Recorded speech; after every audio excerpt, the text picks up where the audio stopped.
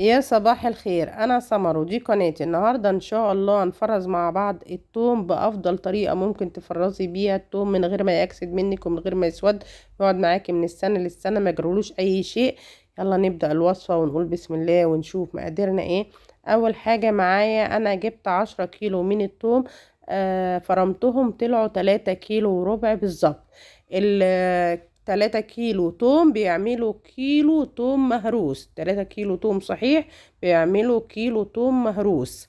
يعني ال10 كيلو عملوا 3 كيلو وربع معايا.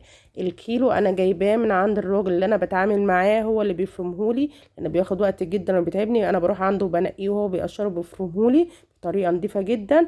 الكيلو التوم المفروم ب20 جنيه، الكيلو ب15 والفرم ب5 جنيه زي ما انت شايفه كده.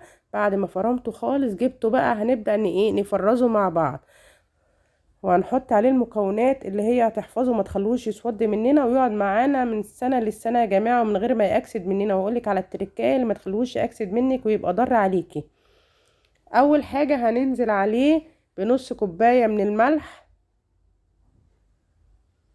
رش عليه الملح ده هو المادة الحافظة الأساسية ليه، بيخليه أبيض زي ما هو وما يأكسدش مننا وما يسودش ولونه ما يغيرش معانا. تاني حاجة هنزل بكوباية من الزيت كده زي ما انتم شايفين. الزيت برضو كمادة حافظة وبيساعد ان انت تاخدي التوم بكل سهولة معاكي. هنبدأ بقى نقلب كل المكونات كده مع بعض كويس، التوم مع الملح مع الزيت لغاية ما يتجانسوا خالص.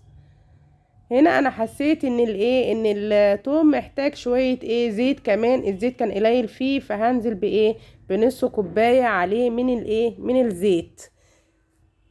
هنزل بنص كوباية وهبدأ اقلب تاني لغاية الزيت ما يختلط مع الثوم والملح كويس جدا. بعد كده كنت معقمة البرطمانات طبعا، ويفضل ان هي تكون ازاز او بلاستيك، بلاش الاكياس النايلون خالص. هتحطي بقى في قلب البرطمان، تملي كل برطمان كده.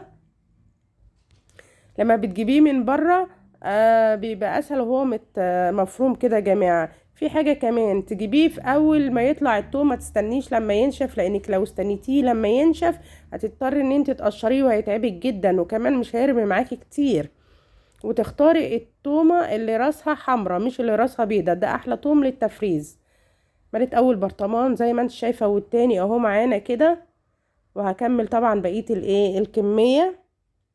جبت العلبه اللي مليتها وهوريكم الكمية كلها دلوقتي طلعت قد ايه. بعد كده بقى في خطوة برضو اساسية لازم عشان يبقى يسهل. هننزل زي ما انتم شايفين سوري بالزيت، عشان يسهل علينا عملية اما نيجي ناخد التوم ما يبقاش صعب معانا. الزيت ده هيسهل لك عملية ان انت تاخدي بالمعلقة كده التوم. وطبعا هقفله كده بغطاء محكم جدا زي ما انتم شايفين. نغمر التوم كده بالزيت، نغمر التوم بالزيت عشان يساعدنا في اخد التوم بالمعلقة. ونغطي البرطمانات كويس والعلب كويس جدا، وبقى بالشكل النهائي ده زي ما انتم شايفين. لا يسود منك ولا يغير لونه ولا يأكسد معاكي. وقلتلك عشان ما يأكسدش معاكي تاخدي بالمعلقة وهو جامد كده، وتروحي حاطاه تاني في الفريزر بسرعة، مش تسيبيه يفك وبعدين تخليه تاخدي منه وبعدين تشيليه تاني في الفريزر. هي الأكسدة دي اللي غلط طبعا تماما، اوعي تعملي كده. تاخديه وهو متلج كده وتحطيه في الفريزر على طول. وطبعا لو عجبكم الفيديو ما تنسونيش في اللايك والشير وتفعيل الجرس. والسلام عليكم ورحمة الله.